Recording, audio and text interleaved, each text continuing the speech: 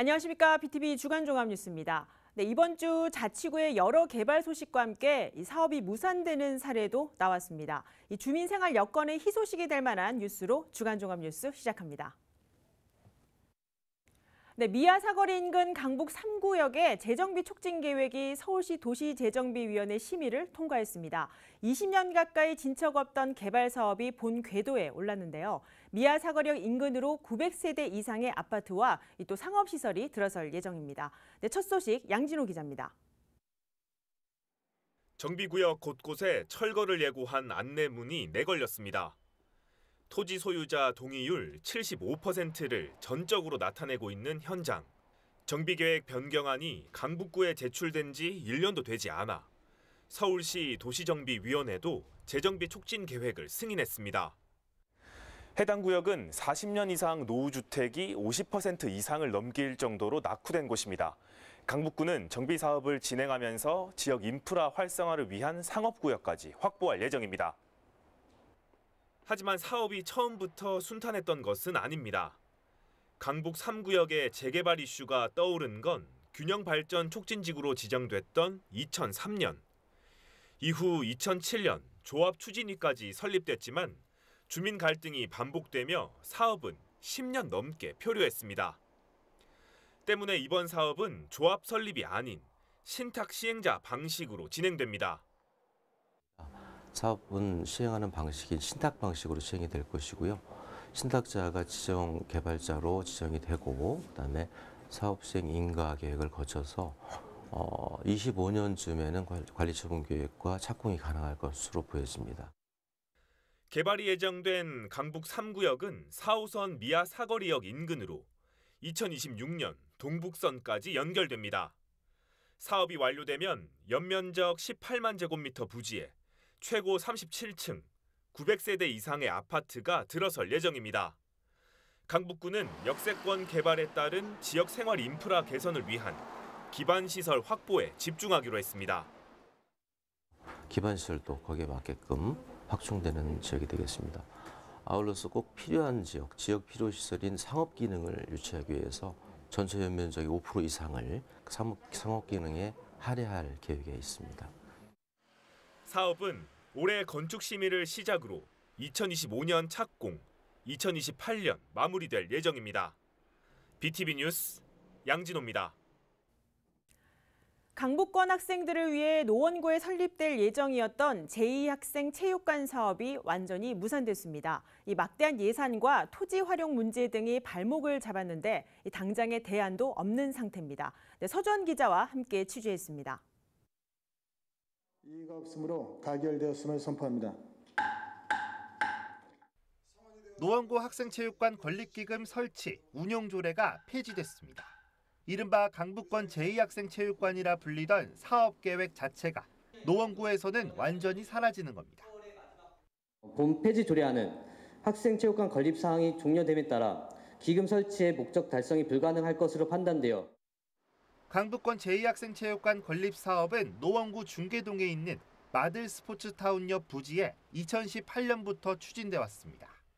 강남권의 잠실학생체육관처럼 50m 규격의 수영장 등 대규모 시설을 강북권에도 만들어보자는 취지였습니다. 그런데 이렇게 사업이 폐지된 건 예산 문제가 가장 큽니다. 당초 생각했던 수준은 서울시 교육청이 200억, 노원구와 정부, 서울시가 각각 100억씩 투입하는 500억 정도였는데 지금은 800억 가까이 필요한 실정입니다. 2배 가까이 오르면서 국가와 서울시와 교육청 예산을 확보할 수 있는 방안이 굉장히 좀 힘들어졌습니다. 그걸 추진하고자 하는 주체들이 열정이나 그 추진력이 조금 동력이 많이 상실된 그런 상황이고 기존의 부지 자체가 넉넉한 것도 아니었습니다. 체육시설과 주차장, 관람석 등 부대시설을 모두 수용하기에 면적이 벅찼습니다. 이 부지에서 추진됐던 강북권 제2학생체육관 건립사업, 노원구에서는 지방선거는 물론 대선 때도 나왔던 공약입니다. 하지만 이제는 없던 일이 돼버렸는데요. 그 취지만큼은 살려야 할 텐데 서울시 교육청은 어떤 입장을 보이고 있을까요? 송파구에 위치한 잠실 학생체육관입니다. 1977년 개장한 서울의 유일한 학생체육관인데 이곳은 서울시가 부지를 무상으로 지원하고 서울시교육청이 관리하고 있습니다. 당시 교육청 소유의 부지가 없어 서울시 협조로 대규모 체육관이 들어선 겁니다. 잠실 야구장과 실내 체육관 등 인근 시설의 여건에 맞게 5,400석 규모의 학생체육관 건립이 가능했습니다. 그러나 강북권 제2학생체육관은 사업의 타당성 조사 결과 가장 큰 관문인 부지 선정이 문제였습니다. 서울시교육청과 노원구는 강북권 일대 학생체육관 적정 부지로 노원구 마들 스포츠타운을 지목하고 무상 사용을 받았습니다. 하지만 땅 주인인 서울시는 유상 사용 원칙을 고수했는데 연간 예상되는 토지 사용료만 1억 원에 달합니다. 먼저 그 마들 스타디움이 땅이 서울시 거예요. 그래서 그 땅에다가 교육청 소유의 건물을 올린다는 자체가 현재 이제 건립 부지를 무상 그렇게 사용한다는 자체도 여건이 부족하고요. 이처럼 학생체육관 건립에 필요한 부지 확보가 불투명한 상황에서 국비와 시비 등 예산 확보 자체도 불가능한 겁니다. 여기에 노원구청이 강북권 체육관 운영 예산을 충당하기에는 체육관 시설 이용 대비 경제성이 낮다고 평가했습니다. 학생체육관은 특성이 이제 주로 학생 사용이잖아요. 근데 노원구에서 투자하는 비율에 비해서 그 노원 구민들 이 사용하는 비율이 적기 때문에 노원구 예산을 많이 투자하기도 좀 어렵다. 그런 저희가 사유로 일단은 그 사업이 종료가 됐고요. 결국 강남권의 잠실 학생체육관과 동일한 강북권 제2학생체육관은 건립 가능한 부지를 물색하기 전 서울시와 교육청, 자치구 간의 사전 논의와 협의가 부족해 나은 결과입니다. 교육관과 지역 정치권 공약이 무산된 만큼 강북 지역의 학생체육관 건립이 다시 추진될지 기약이 없습니다. BTV 뉴스 강혜진입니다.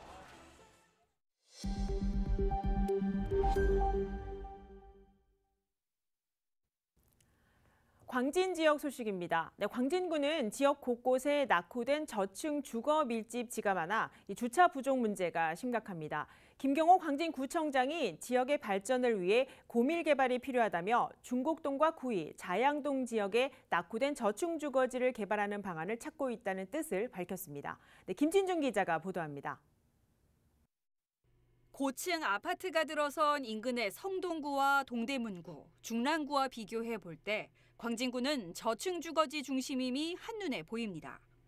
인근의 타 자치구에 비해 낙후된 저층 주거지가 다수 자리한 광진구.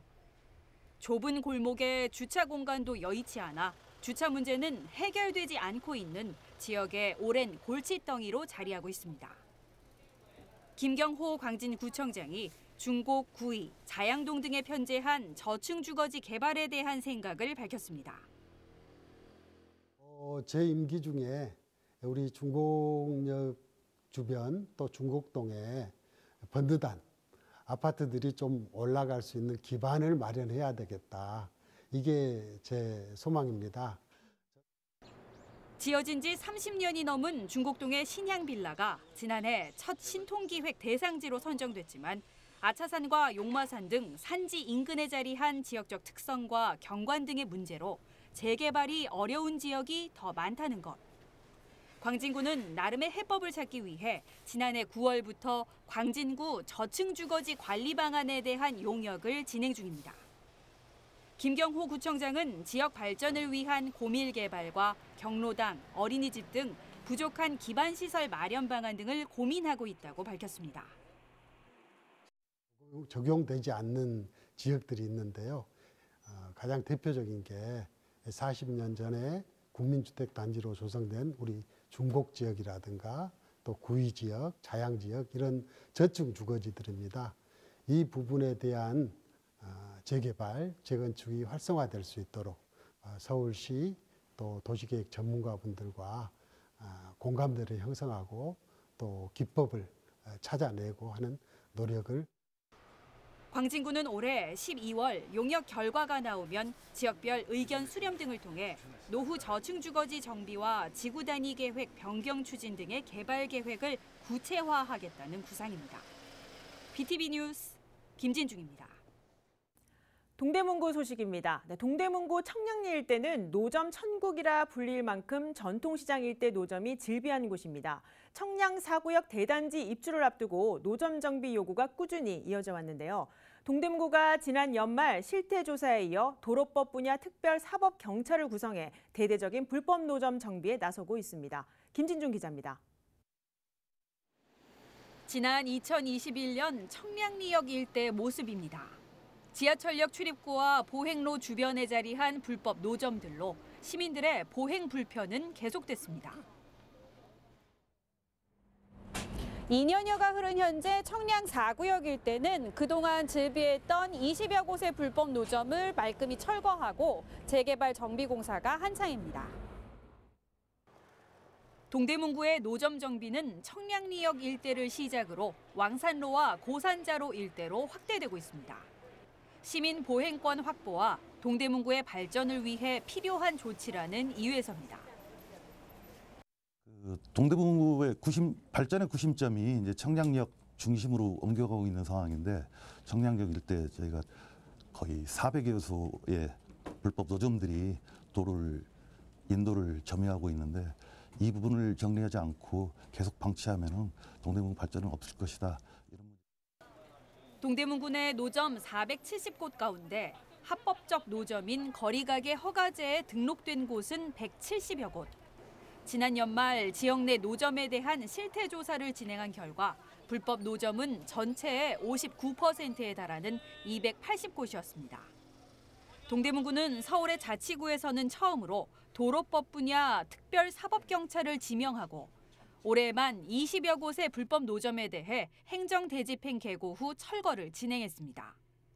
합법적 노점 형태인 허가 거리가게 역시 운영 규정을 지키지 않은 경우는 철거 대상이 됐습니다. 예를 들면 30일 이상 운영하지 않는 경우는 허가를 취소할 수 있다는 규정이 있고요. 그다음에 허가받은 거리가게를 남에게 매매하거나 임대하는 행위도 금지되어 있습니다. 동대문구는 운영자가 확인되지 않은 비실명 노점과 새로 생겨난 불법 노점, 도로 점용 허가가 취소된 거리가게 등에 대한 단속을 이어갑니다. 향후에는 경동시장과 청량리 시장 등 전통시장 안에 자리한 노점에 대한 정비도 진행한다는 계획입니다. BTV 뉴스 김진중입니다. 중구가 올해 도시 경관 개선 사업에 새 틀을 마련해 경쟁력 강화에 나섭니다. 불필요한 공공시설을 통폐합하고 동네 곳곳에 세워질 벤치를 기부받습니다. 이재원 기자가 취재했습니다. 중구 훈련원공원 주차장 앞 안내소. 주차 시스템이 자동화되면서 사용하지 않기 때문에 철거가 필요합니다. 교통신호 제어기가 보행로 가운데 설치돼 있습니다. 도시미관은 물론 시민 보행에 불편을 줘 옮겨야 할 시설입니다. 앞으로 중구는 불필요하거나 기능을 상실한 도시 시설물을 철거합니다. 또 유사 기능을 가진 시설물들은 통폐합합니다. 중구가 도시경관 개선 종합계획을 마련해 도시 디자인의 새 판을 짭니다. 불필요한 시설물은 비우는 거, 그다음에 이제 기능이 중복된 거는 통폐합하는 줄이기 사업. 그런 다음에 이제 유지 관리가 좀 많이 필요한 것들, 도색이 벗겨져 있거나 정말 철거가 필요한 것들을 이제 정비하는 사업. 줄이기, 비우기, 정비하기라는 이제 그 주요 내용으로 도시 정리하기 사업을 하고 있습니다. 벤치를 주민에게 직접 기부받아 설치하는 사업도 진행합니다. 기부된 벤치엔 기부자의 사연과 이름을 표기하게 됩니다. 관내 12개 초등학교 통학로에 생활안심 디자인을 적용해 안전 사각지대를 개선합니다. 거리 노후 간판도 LED로 교체할 경우 점포당 최대 280만 원을 지원합니다. 또 표지판이나 자전거 거치대 등 공공시설물을 주민이 직접 그려보는 공공디자인 아이디어 공모전을 올해 안에 개최해 주민 참여를 유도합니다. BTV 뉴스 이재원입니다. 104년 전 3월 1일 수천 명의 시민이 모여 조선의 독립만세를 외쳤던 탑골공원 다들 잘 알고 계실 겁니다. 이 공원을 관리하는 종로구청이 탑골공원의 담장을 허물고 시민에게 개방하겠다는 사업 계획을 발표했는데요. 탑골공원의 역사적 가치를 되찾아 지역 명소로 정비하겠다는 취지입니다. 현장에 직접 다녀왔습니다. 종로구 3일대로에 자리한 탑골공원입니다. 서울 최초의 근대식 공원으로 조선시대 불교문화 걸작품으로 꼽히는 원각사지 10층 석탑이 자리한 곳입니다. 지금으로부터 104년 전 3.1 만세운동의 물결이 전국으로 퍼지면서 독립운동의 발상지가 됐고 그 흔적이 고스란히 남아 있습니다. 3.1문의 역사를 지닌 탑골공원을 종로구가 새롭게 단장하겠다고 선언했습니다. 오랜 시간 닫혔던 사방의 문을 열고 기존의 담장을 허무는 이른바 성역화를 통해 시민의 품으로 돌려준다는 구상입니다. 탑골공원의 정신을 일깨우면서 이걸 제대로 된 공원으로 그러니까 연령에 관계없이 어린 아이들이나 어른들이나 다 즐길 수 있는 시민공원으로 돌려드리면서 조금 여기에 역사적인 의미를 느낄 수 있고 우리 민족의 얼을 느낄 수 있는 그런 일종의 기념관이라든지 그런 장을 펼쳐준다면 탑골공원 성역화에는 범국민추진위원회가 동참합니다. 조선의 독립이라는 역사성을 투여한 탑골공원을 신성한 명소로 탈바꿈하는 사업에는 큰 포부가 담겼습니다. 이제는 전 민족의 영혼이 담긴 곳이라고 생각해도 틀림이 없겠습니다. 이제 앞으로 이곳을 성역화해서 모든 사람들이 우리 종로 구민은 물론이고 서울 시민 전 민족이 이곳을 자기의 생가다, 자기의 공원으로 이렇게 발전시켜 나가도록 노력하겠습니다. 종로구는 노인들이 밀집한 탑골공원 이미지를 바꾸기 위한 정비계획 방향도 검토하고 있습니다. 탑골공원을 둘러싼 담장을 허무는 성역화 사업을 본격적으로 추진하기 위해 서울시와 문화재청 등 관계기관은 물론 지역 주민과 협의하는 방안도 준비하고 있습니다. BTV 뉴스 강혜진입니다. 국민권익위원회가 발표한 2022년도 공공기관 종합청렴도 평가에서 노원구가 5등급을 받았다는 소식 최근 전해드린 바 있습니다. 오승록 노원구청장이 이에 대해 처음 입을 열었습니다. BTV와의 대담에서 쇄신을 위해 노력하겠다고 밝혔습니다. 서주환 기자가 취재했습니다. 서울에서 국민권익위원회 종합청렴도 평가 5등급을 받은 자치구는 노원구가 유일합니다. 지난 2018년부터 줄곧 3등급을 받아오다가 22년 평가에서 등급이 뚝 떨어졌습니다. 가장 큰 문제는 내부에 있었습니다. 직원들에게 청렴 체감도를 묻는 평가에서 42.7점, 전국 자치구 평균보다 16.3점이나 낮은 점수를 받았습니다. 조직 문화가 유연하지 못하다, 고향에 따라 발령이 좌지우지된다. 실제 직장인 익명 애플리케이션 노원구청 커뮤니티에는 이와 같은 글들이 많습니다. 4급 승진자 8명, 5급 45명, 6급 125명의 등록 기준지를 분석한 결과 아쉽게도 숫자상으로 특정 지역 출신자가 상대적으로 많다는 것으로 나타났습니다. 익명 커뮤니티에서 회자되고 있는 이야기들과 승진자 현황 자료를 보면 합리적인 의심을 할 수밖에 없는 것 또한 사실입니다. 이번 평가 결과에 대해 오승록 구청장에게 직접 물었습니다. 첫 마디는 굉장히 충격을 받았다. 그 다음엔 뼈아프게 생각한다면서 반성한다고 말했습니다. 앞으로는 직원들과 소통에 힘쓰고 청렴도시가 되기 위해 최선의 노력을 다하겠다며 각오도 남겼습니다. 앞으로 구정의 우선순위는 문화도시도 힐링도시도 아니다. 직원 여러분들과 함께하는 청렴도시다. 좀 이렇게 마음도 아프고 그것 때문에 많이 힘들었는데 지금은 이제 직원들하고 또 이렇게 그런 의견 듣고 또 이렇게 하겠다고 또 소통하고 그런 계획을 세우고 나니까 요즘은 또 마음도 편해지고 또 조금 이 분야에서 조금 또 다시 성과를 좀 내봐야 되겠다. 근데 그런 각오도 새롭게 하고 있습니다. 결국은 행정 서비스의 질로 이어지는 공무원들의 만족도. 앞으로 노원구가 청렴도시가 된다면 주민들의 신뢰는 더 단단해질 수 있습니다. BTV 뉴스 서주원입니다. 강북구 통신원 운형선입니다. 네, 서성원입니다.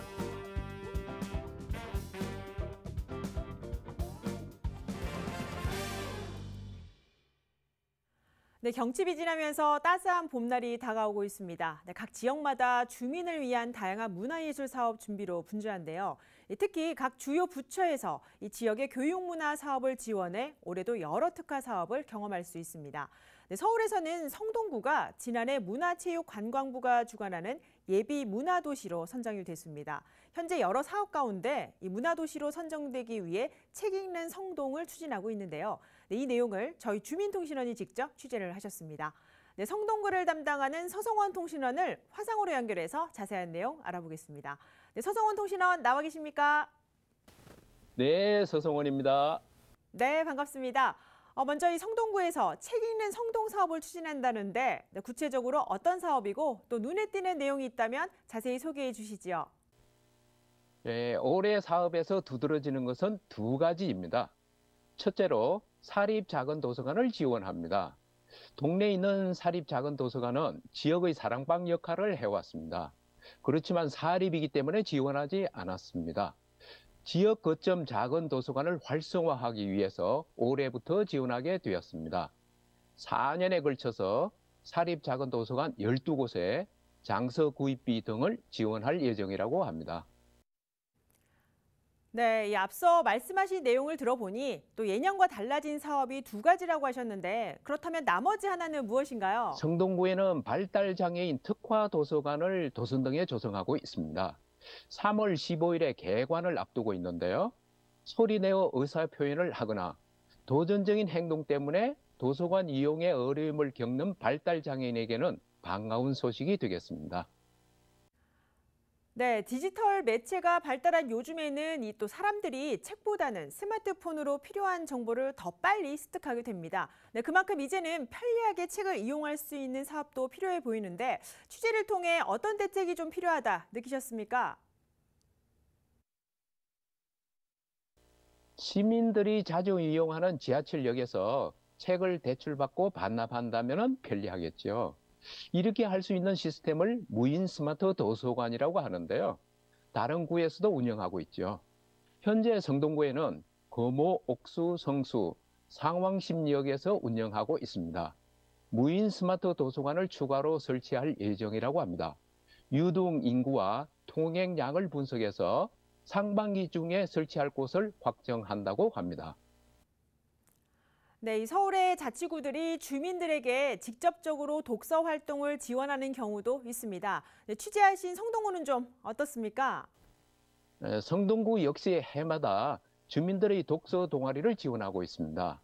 성동구에 거주하는 5인 이상으로 구성된 독서 동아리로 도서비 등 활동 운영 경비를 지원해 줍니다. 올해에는 지난 3일에 지원이 마감되었는데요. 지난해에는 39개 독서 동아리의 활동비를 지원했습니다. 이런 지원으로 성동구에서는 북 콘서트와 작가의 만남 등 다양한 활동들이 이루어지고 있습니다.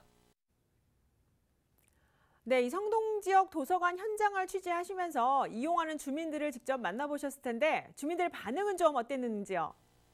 성동구에는 구립도서관이 7곳이고 작은 공공도서관이 16곳입니다. 도서관을 자주 이용한다는 분들의 얘기도 들어보았고요.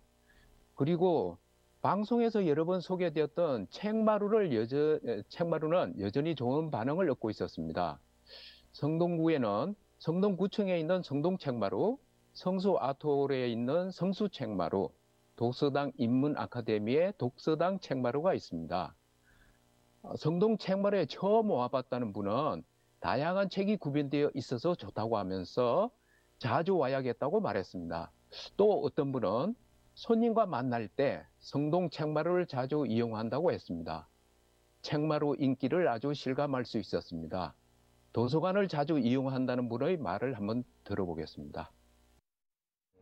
집 주위에 도서관을 자주 이용하고 있습니다. 특히 청계도서관에서 교양 관련 책들을 많이 대여해서 읽어보는데요. 도서관에서 대여해서 있는 책들은 저의 삶에 교양이 풍부해지고 정서적으로도 많이 도움이 됩니다. 앞으로도 자주 도서관을 이용하도록 하겠습니다. 감사합니다. 네, 현장에서 이 도서관을 확충해달라는 주민 의견도 있었다고 들었는데 구체적으로 좀 전해주시지요. 네, 공공도서관은 크게 두 종류입니다. 정부, 서울시, 지자체 등 행정기관에서 운영하는 도서관이 있고 교육청이 운영하는 도서관이 있습니다. 성동구에는 교육청이 운영하는 공공도서관이 없습니다. 성수공고가 내년에 문을 닫습니다. 여기에 대해서 주민들의 의견이 있었습니다. 지역에서 부동산업을 하는 이정희 씨는 많은 주민들과 만나는 편인데 주민들이 이용할 수 있는 시설이 들어오기를 원한다고 했습니다. 그 중에 하나가 공공도서관이었습니다. 네, 여기까지 듣겠습니다. 구민들의 이 독서 문화를 진작시켜서 또 문화도시로 나아가고 있는 성동구 소식을 서성원 통신원과 이야기 나눠봤습니다. 취재하느라 고생 많으셨습니다. 네, 감사합니다.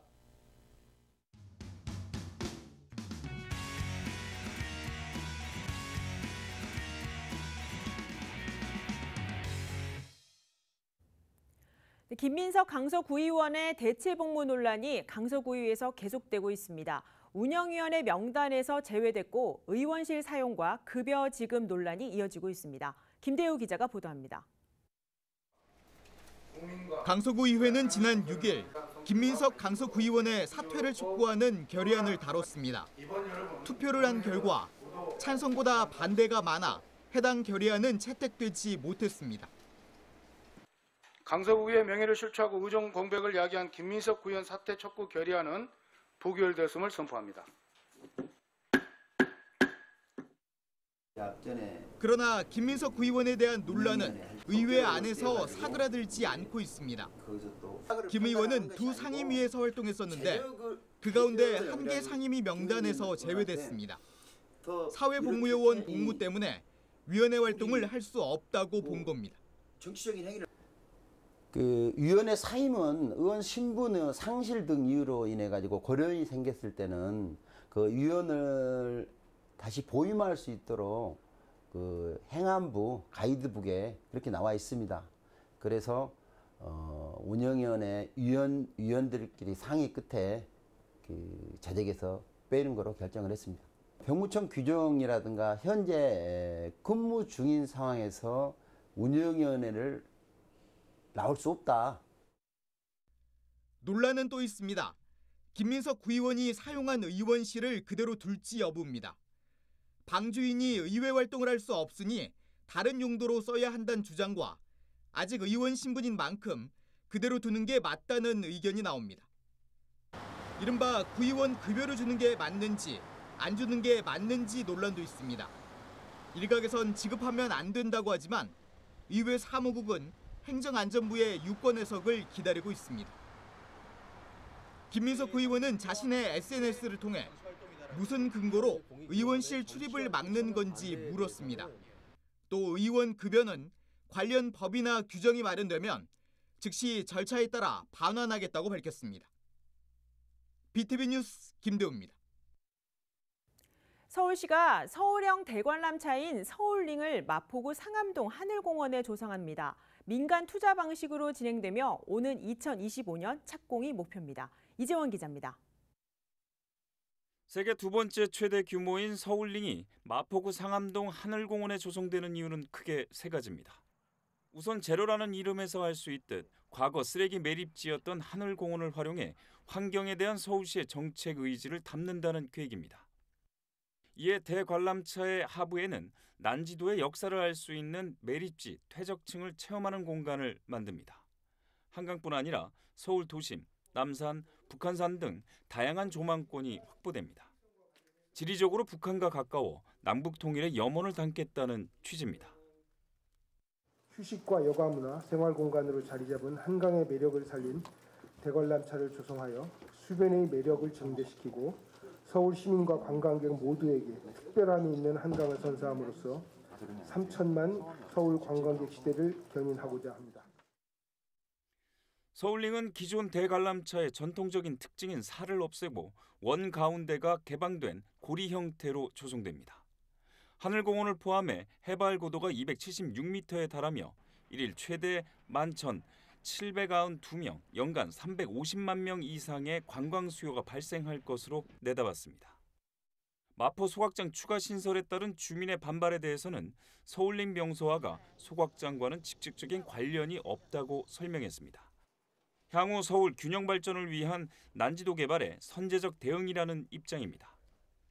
그래서 요거는 선제적으로 여기다가 이게 난지의 한 그 박물관 기능을 또 수행할 수 있도록, 그래서 아까 말씀드렸다시피 이런 수직적인 단면을 통해서 난지도의 역사 그리고 환경적 의미 그런 것도 하는 거고요.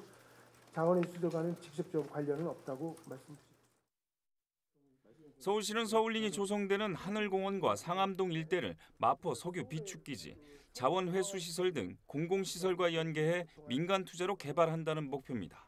서울링의 외부 공간은 증강현실 등 디지털 축제와 문화예술 프로그램을 통해 복합문화 공간으로 만든다는 계획입니다. BTV 뉴스 이재원입니다. 매년 직업계고등학교 학생들의 현장 실습 사고가 발생하지만 여전히 대책은 전무합니다. 최근 이 주제를 다룬 영화가 개봉하면서 여러 의견이 나오고 있는데요. 특성화고 학부모와 교사 등이 직업교육 바로 세우기 모임을 갖고 이 학생들의 현장 실습 폐지를 촉구하고 나섰습니다. 관련 내용 전해드립니다. 2017년 11월 제주에서 음료 제조 공장 현장 실습 업무를 하다 안전사고로 목숨을 잃은 이민호 학생.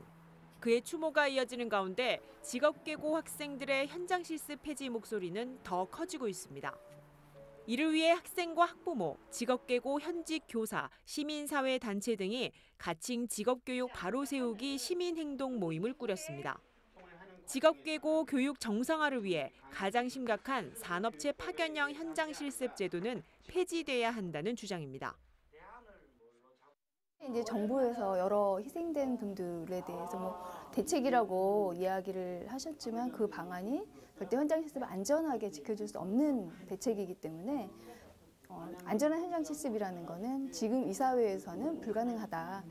그렇다면은 또 다른 희생자가 나올 수 있다는 얘기잖아요. 그렇기 때문에 현장 실습은 반드시 폐지돼야 된다고 생각합니다. 직업계고등학교 현장 실습은 1963년 산업교육진흥법 제정으로 도입됐습니다. 그러나 산업체 파견형 현장 실습이 시작된 이래 직업계고 학생들의 안전사고와 차별 대우 등은 지속됐습니다. 특히 현장 실습 연장선에서 교육기관이 해외 취업을 목적으로 학생들에게 취업을 보장하는 건 어불성설에 불과하다는 지적입니다. 결국 50년 넘게 지속된 학생의 현장 실습은 교육이 아닌 노동자로 둔갑된 현실을 호소합니다. 노동계약서를 딱 쓰고 나면 노동자가 되잖아요. 그 7시간이 아니고 얘네를 학생이 12시간, 주 62시간을 시켜도 상관이 없다는 거예요. 그런 폐단이 딱 버티고 있는데 노동자로 인정을 해라? 이 같은 의견을 토대로 교육과 취업을 분리하는 제안이 논의되고 있습니다. 교육 쪽에서 학교나 교육청이나 교육부는 교육에 전념하고 그런 교육을 하고 그리고 취업과 관련한 것은 학교 졸업 후에 그건 노동부가 하면 되는 거잖아요. 취업과 관련한 업무를 학교가 하는 건 아니죠. 학교는 취업교육기관이 아니란 말이에요. 직업계고등학교 교육과정 정상화를 위해 모인 학부모와 시민단체 등은 올해 현장 실습 폐지를 촉구하는 공식 출범을 준비하고 있습니다. BTV 뉴스 강혜진입니다.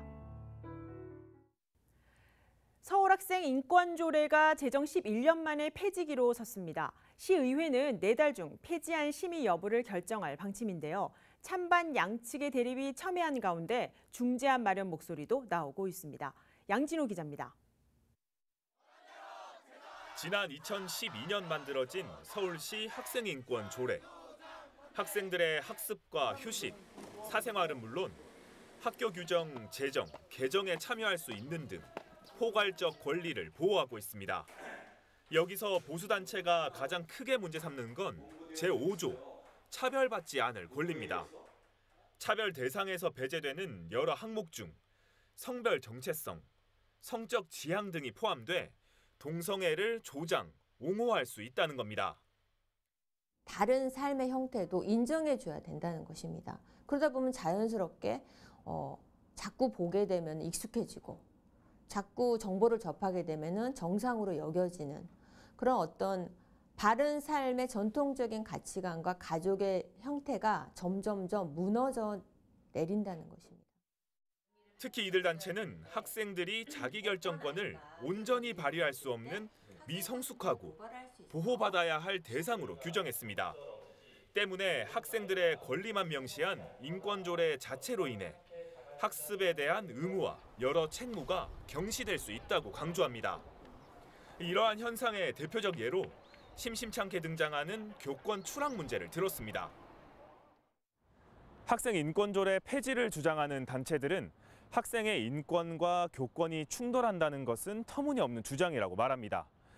이어 폐지를 요구하는 보수단체들이 실제 학생들의 목소리를 듣고 있는지 되물었습니다.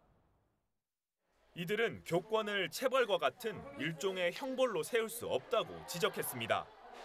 또 학생 인권 조례가 폐지되는 건 소수자에 대한 차별이 정당하다는 신호를 시의회가 공언하는 것이라고 목소리를 높였습니다.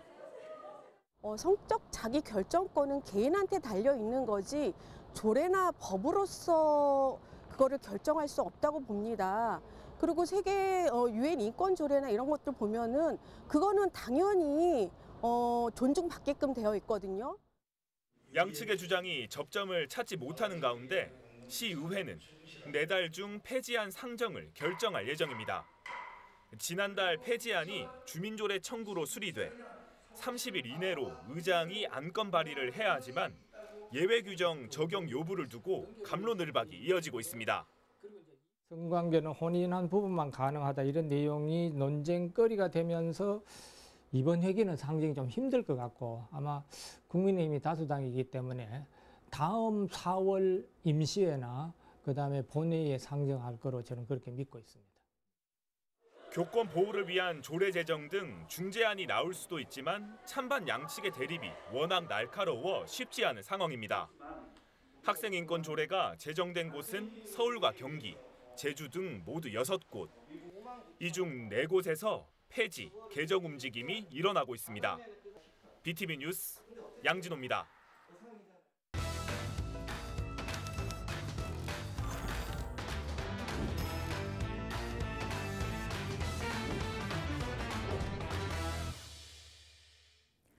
학생과 학부모, 교육 주체들이 전하는 학부모 수첩입니다. 네, 새 학기가 시작되면 누구나 학교 생활 평가서의 첫 기록 잘 받고 싶을 겁니다. 네, 지난해 교육과정이 개정되면서 교사들이 학생들을 평가하는 학교 생활 기록부가 일체형으로 달라졌는데요. 첫 학기 학생은 물론 학부모들이 공교육 평가를 제대로 이해하고 준비할 수 있도록 학부모 수첩에서 전해드립니다. 2024학년도부터 순차적으로 적용되는 2022 교육과정 개정안의 생활기록부 주요 기재 변경 사항을 보면 생활기록부에는 기재가 되지만 대입에는 반영되지 않는 부분들이 더 많아졌습니다. 그만큼 공교육과 학교 내의 활동이 더 중요해졌는데요. 이 중요한 활동 어떻게 할 수 있을까요? 가장 먼저 교육부와 해당 지자체 교육청의 정보들을 파악하는 것입니다. 서울은 서울시 교육청 홈페이지에 접속하면 올해 교육과 관련된 방향성을 파악할 수 있습니다.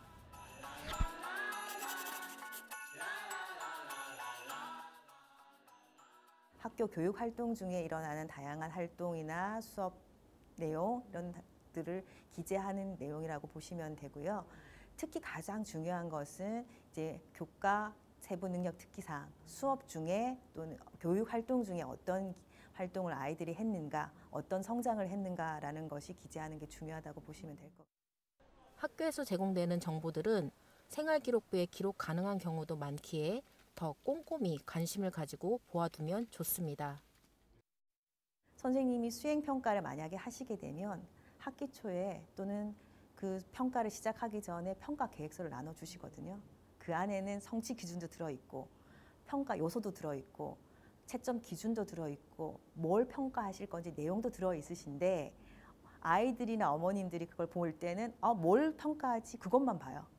그 기준을 안 보시는 거예요. 그래서 그걸 꼼꼼히 읽어보고 수업 안에서 선생님들이 주제를 선정하는 것부터 다른 사람을 설득하는 방법 그리고 글을 쓰는 것까지 다 단계적으로 가르치실 거예요. 수업 과정 중에. 그리고 마지막에 최종적으로 글쓰기를 하시겠죠. 이례적인 지필평가는 문제풀이 연습 많이 한 사교육에서 많이 한 아이들에게 유리할 수 있어요. 그렇지만 이렇게 수업 중에 이루어지는 활동들은 처음부터 끝까지 수업에 참여를 잘 충실하게 참여를 해야 될 거예요. 실제 학교와 교육청에서 제공하는 공교육 활동에 참여하는 학생들을 만나보았습니다. 주제에 대한 뭔가 인식이나 아니면 그런 세계관들이 굉장히 많이 달라지고 일단 사람들이 경험을 많이 해보니까 나중에 실전에서도 굉장히 느련하게 능숙하게 잘하는 것 같아요.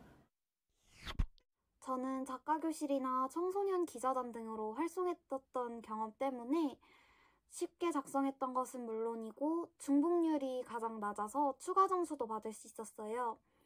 공교육 활동을 통해 새로운 방식에 도전하는 걸 주저하지 않게 되었기 때문이 가장 크다고 생각해요. 연계된 게 굉장히 많이 있는 프로그램들이 있어요. 예를 들어서 학생회 활동도 마찬가지고 좀 더 참여율이 높아지고 동기부여가 되는 경험들을 굉장히 많이 했거든요. 사교육까지 굳이 가지 않더라도 이 안에서 아이들의 역량 동기부여를 할 수 있는 기회를 준다는 것은 굉장히 중요한 일이기 때문에 앞서 보신 대로 이 학교 교육에 필요한 다양한 정보들 얼마나 중요한지 학부모님들 다들 잘 아시겠죠? 사교육도 필요하지만 공교육의 방향성에 맞춘 교육청과 지역사회의 진로 높은 프로그램을 통해 지금부터 우리 자녀들의 진학과 진로 계획을 계획해 보시면 어떨까요? 학부모 수첩 이승엽이었습니다.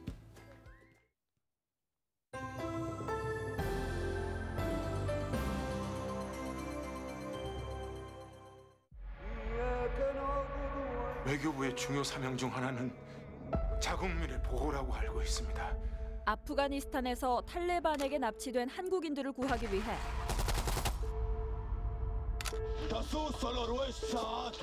교섭 전문 외교관 재호가 현지로 향하고 현재 저희의 정예 요원이 현지 코디네이터와 함께 핵심 인물 접촉 중에 있습니다. 우리한테는 하루밖에 시간이 없습니다. 그곳에서 국정원 요원 현식을 만나게 됩니다. 생각만 하다가 사람들 다 죽어나가는 풍경인데 이 사람이 진짜 입장도 방법도 다른 두 사람은 사람들을 살려야 한다는 목표를 위해 고군분투하는데요. No trust, no deal. 우리를 도와주겠대. 탈레반과 대면 협상을 하게 해주십시오. 제가 직접 설득해 보겠습니다. 탈을 시야는 다가오지만 방법은 하나뿐이야. 마지막 기회입니다. 뭐야? 시시각각 변하는 상황에 교섭의 가능성은 점점 희박해져 갑니다. 협상이 아직 안 끝났지 않습니까? 지금 작전 들어가면 제일 먼저 교섭단이 위험하다고. I will send you to hell first. 목숨을 구하기 위해 목숨을 건 그들의 사투. 저는 포기할 수 없습니다. 영화 교섭입니다. 네, 추운 날씨를 뒤로하고 봄맞이 준비가 시작됐습니다. 네, 3월 셋째 주에는 서울시 의회는 물론 이 각 자치구의회도 임시회를 개회하고 의정활동에 들어가는데요. 네, 주민과 시민을 위해 선출된 지역 일꾼들은 정당 정치가 아닌 생활 정치에 집중하는 행보가 주민들의 바람이지 않을까 싶습니다. 네, 저희는 지역 주민, 더 나아가 서울 시민의 가치를 담은 지역 소식을 전하도록 최선을 다하겠습니다. 네, 건강한 주말 보내시기 바랍니다. 시청해주신 여러분 고맙습니다.